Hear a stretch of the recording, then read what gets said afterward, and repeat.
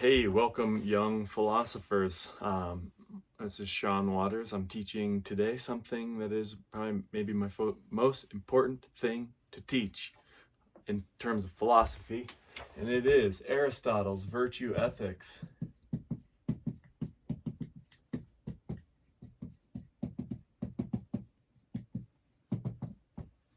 Okay, so this video kind of presupposes that you've seen the crash course video.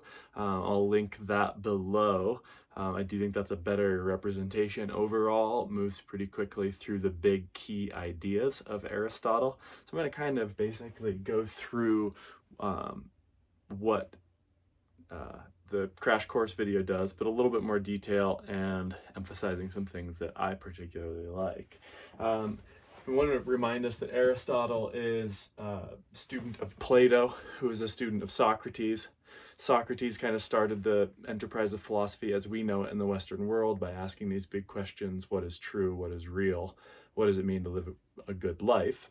And Plato answered Socrates' questions by talking about the pure realm of mathematics, of the forms, of proper ideals, of a reality that is permanent, eternal, contrasting with our impermanent temporal world here, the world of minds and ideas compared to the world of bodies and things.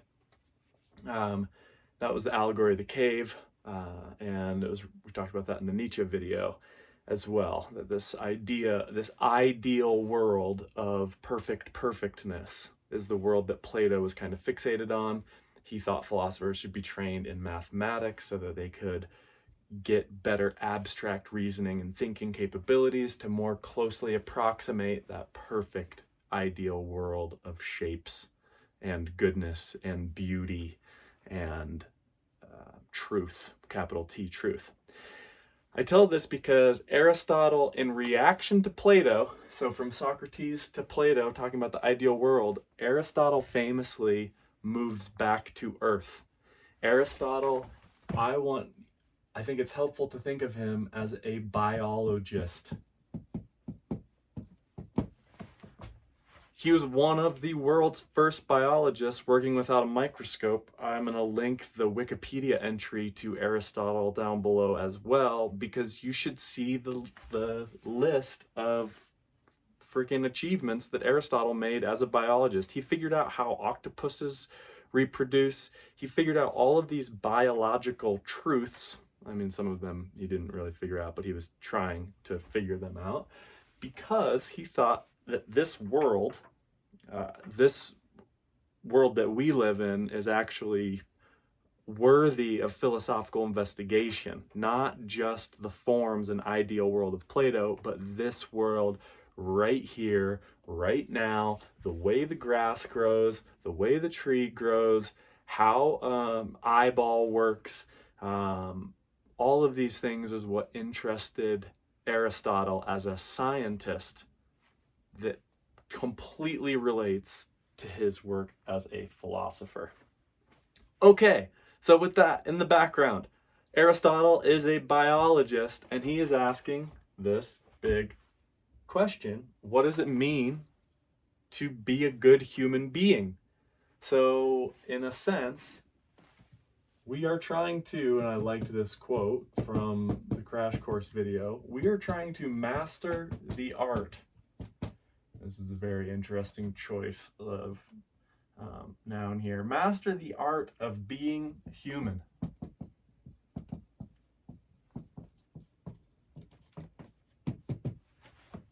And we could say, especially now, being a human doesn't just mean being a human, it means being interrelated with all these different aspects of our existence. There is social aspects of our humanity, right? There is ecological aspects of our humanity. We don't talk about them very much, it seems, even though they're the basis of our existence. And there's, I would say, capitalistic, economic aspects of being human as well, not to mention physical and mental. And if maybe you want to go existential. Point being, being human or being a human being is actually it's a big endeavor. It's complex. So Aristotle thought that if we were really good at being human, we would naturally live good lives. So to be a good human, like you say, like to your dog, when like the dog is a good dog, good boy, good dog, or good kitty. If you say good human, good job human, that this is going to lead to a good life. And I actually, if you don't already have a piece of paper and a writing utensil, I'm going to ask that you scrounge that up and do a little exercise with me, a little 1-minute writing exercise. And it's based on this question. Aristotle thought the goal of all of this is a kind of a good life. The word that he used is eudaimonia, which literally means to be led by a good daimon or a good spirit, to be led on by a good spirit. There's some very interesting studies of this word. It gets translated as happiness, but I want to expand it to mean, what does it mean to thrive as a human being, or to flourish, to excel? What does it mean? And this is our question that I want us to write on and think about. What does it mean to thrive or excel as a human being? What does it mean to have a really, really good life? Okay, the clock is ticking. 1 minute.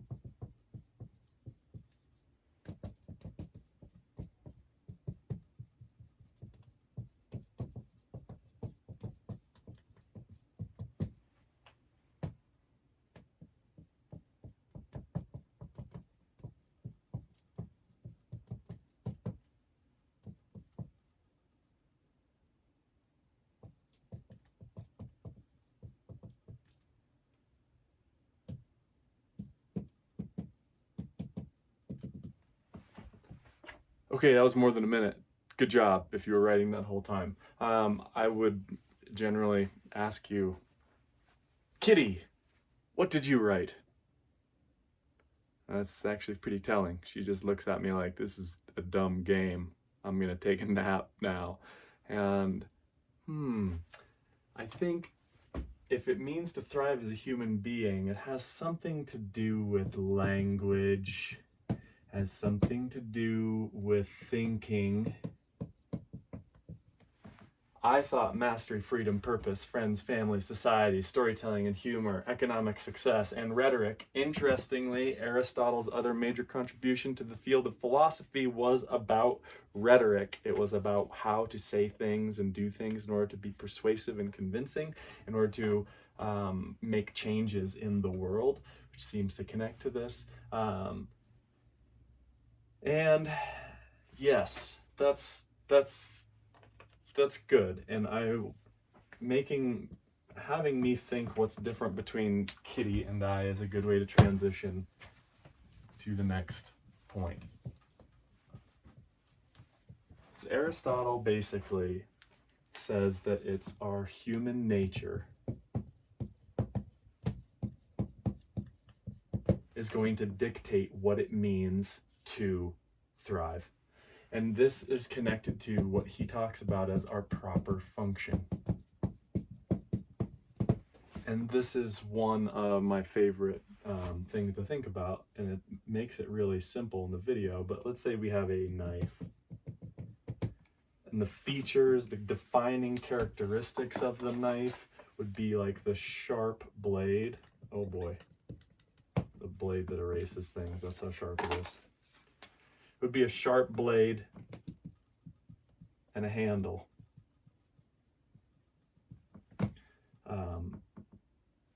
And a good knife would be one that cuts well. So,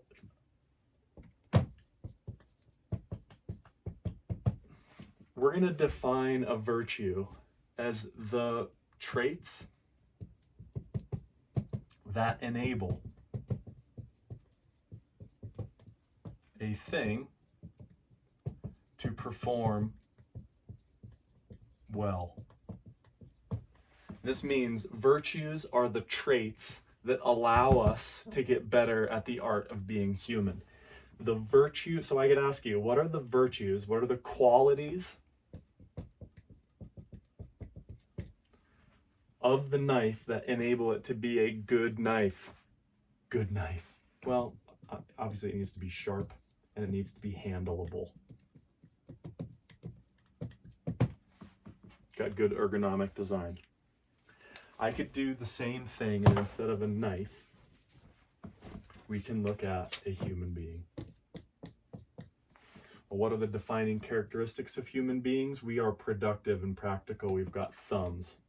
We also have an extraordinarily large prefrontal cortex. In fact, we have given a lot of evolutionary trade-offs, namely the fact that we take 7 years to develop as infants because our brains are so freaking big. By the time they actually develop, fully develop, we have needed a long time to actually have that happen. So basically, our prefrontal cortex and our language, you could say that's what makes us human beings, but there is astonishingly increasing research and evidence that other species use all kinds of complex language: whales, dolphins, chipmunks, birds.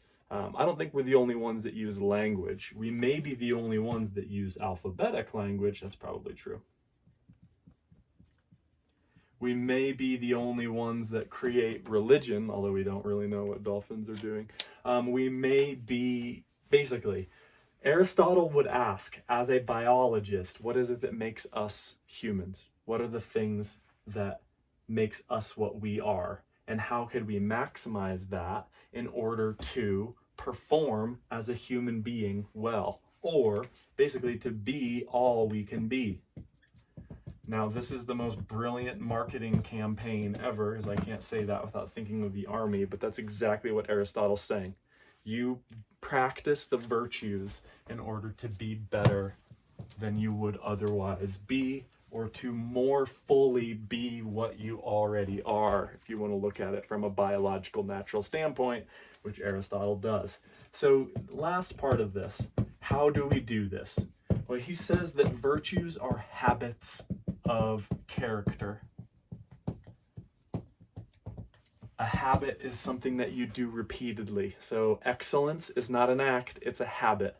And there is entire books on cultivating habits. I think the Great Habit book by Charles Duhigg is in my office. But that's an amazing book because it outlines how it is that we write new habits. These are things that we do repeatedly and that we also learn from mentors or exemplars or models.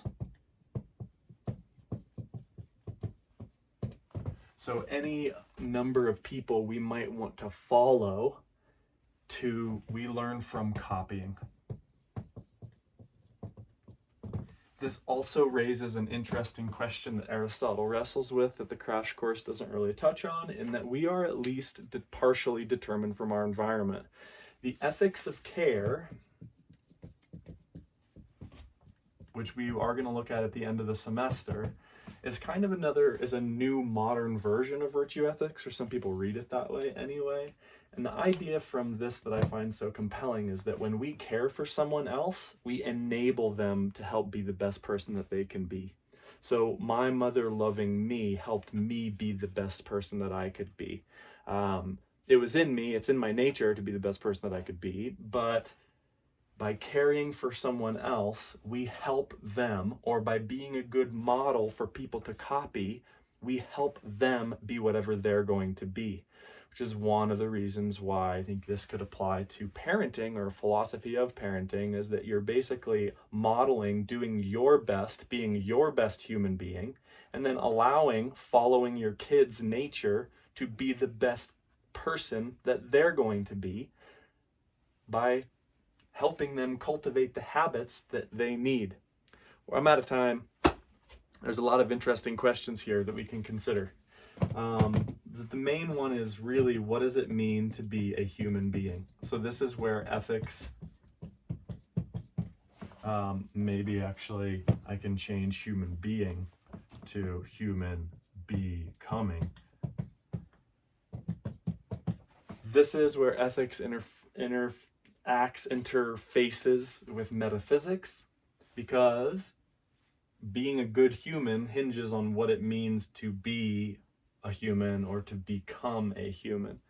Interesting question with this is, for me, is how alike are we from one another, and how different are we from one another? Is the virtues and the habits of a successful football player going to be the same, similar, completely different from the virtuous habits of a writer, or of a other kind of an artist, or of someone working on a factory line in Iowa, or something else? It also brings another, when I talk about factory lines in Iowa, we could look at the other conditions that enable us to flourish. This is coming up a lot now in the times of coronavirus. Enable us to flourish. So we can see that there's actually potentially a lot of interconnected needs that we have as human beings, and that potentially the way that we've organized our society with capitalistic industrial models of productivity and growth might not actually be the best for us to realize some kind of a collective thriving, even though a lot of people have said that it would be. Not sure, but it raises the question, one, what are we doing to practice our own our habits that we want? What are the features of our days that are defining who we are? Two, who are we trying to become like? Who are our mentors? Who are we following? You will uncover that in a good course of cognitive behavioral therapy. Oftentimes, we don't even know who we're trying to be. We're just copying a figure on a television show we were infatuated with when we were 7. Something like that, or maybe not. Maybe it's more conscious than that. And 3, how can we work more to establish some conditions that enable us to practice the virtues better? At a certain point, we do need to be active in surrounding ourselves with people that care for our well-being and our growth, because that makes a big difference to us. If the ethics of care is right, and I think it is. When we care for other people, we help them be the best they can be. When other people care about us, they help us be the best we can be. We're all in this together. I hope this kind of got you turning and thinking about what makes you you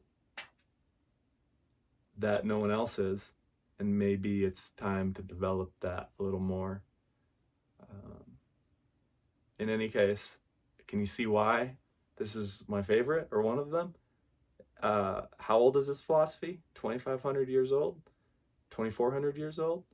And this is different than the other philosophies we study, influenced by modern European thinking about the right thing to do in a mechanistic world.